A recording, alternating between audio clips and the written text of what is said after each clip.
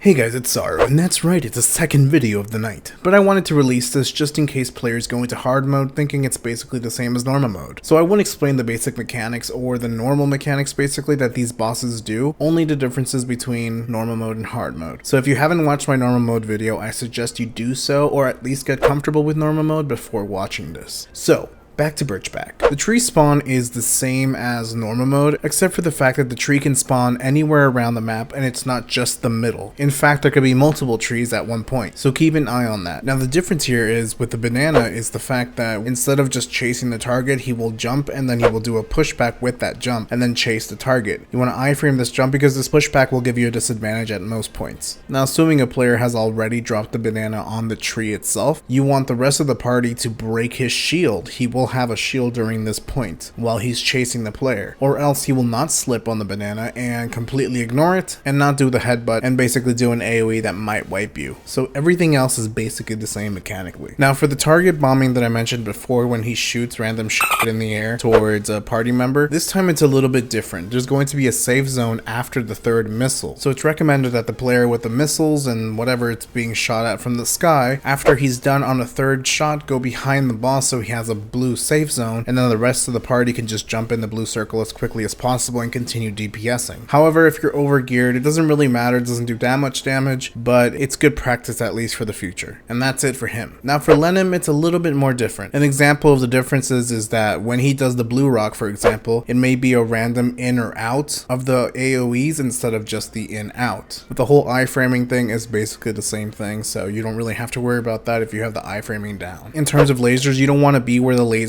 are at this point for this dungeon at least, and the reason for this is because you're going to get a debuff and be slowed, and that is going to kill you when the lasers do come. So what you want to be doing is you want to be tanking the bosses around one of the edges of the map. That's more comfortable and it won't cause you any issues really. Now something to keep in mind is that after 50% a few things change. As you know, throughout the fight you'll be changing shield colors and all that stuff, but after 50% itself, instead of just being red and blue, it will be red, blue, and white shields. So the laser will also be red, blue, and white as well, so be careful with that. But another thing that happens at 50% is that instead of the green crystals that you'll be dropping on the ground, you're going to be dropping purple crystals, which will basically be kind of like a reminder that, oh, the white color is coming. So to prepare yourself for the lasers with the rocks, please note that the order goes in this way. It goes red, blue, white, and then repeats. So if the laser is red and it touches the rock, it will turn blue. If it's blue and it touches the rock, it'll turn white. And if it's white and it touches the rock,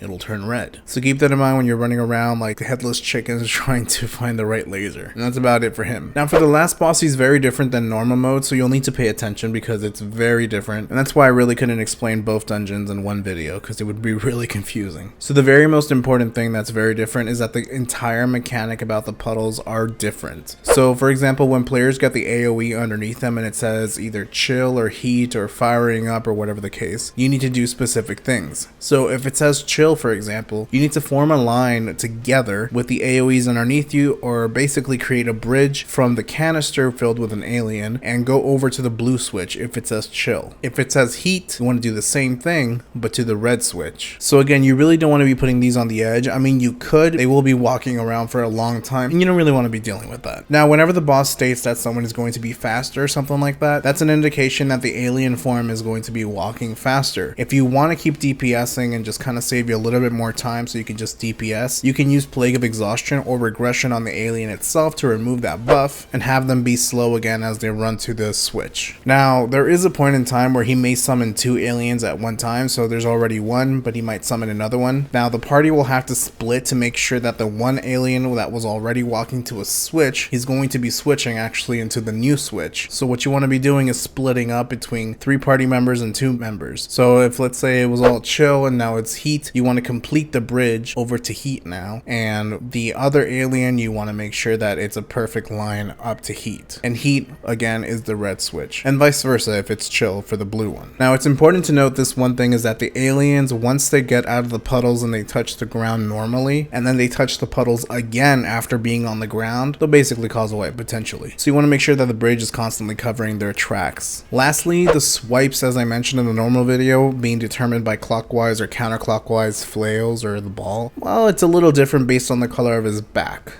I know, it's already a chore trying to remember. So basically if his back color is normal, which is kind of green, I don't know, aqua maybe, he will just attack in a normal direction. So if it's clockwise, you know, he will do in one specific direction. However, if his color is blue, he will do the normal direction and then attack frontwards. And if it's red, he'll do the normal attack and then attack backwards. So just keep that in mind. Blue is frontwards, red is backwards. So just to remind you, clockwise means that he's going to be attacking towards the front, and counterclockwise means he's going to be attacking towards the back. So if his back is blue and he's doing clockwise, that means he's going to attack frontwards, and then he's going to attack frontwards again. And if his back is red and he's doing clockwise, he'll attack frontwards and then backwards. And then vice versa if it's counterclockwise. He will also do a double AoE, which technically isn't a mechanic, and I usually wouldn't cover it, but it's at least for you to know because it is important. Basically, he'll do a donut AoE, which means you have to be underneath him, ideally together, and everyone will have a circle AoE underneath them, and you just kind of want to jump out at the same time, kind of like Lilith's Keep with a wax. That's probably the best case scenario. Now, the very last mechanic that he has is the Infection Bomb, and you guys should really pay attention to this. When he says feel the pain I feel, a player will get a debuff, and you'll know because you have something on your head. And once he says rip you apart, players basically need to stand together with this player, and that player has an AoE that's red underneath them, it's filling up, and if it fills up and he's all alone, or she's all alone,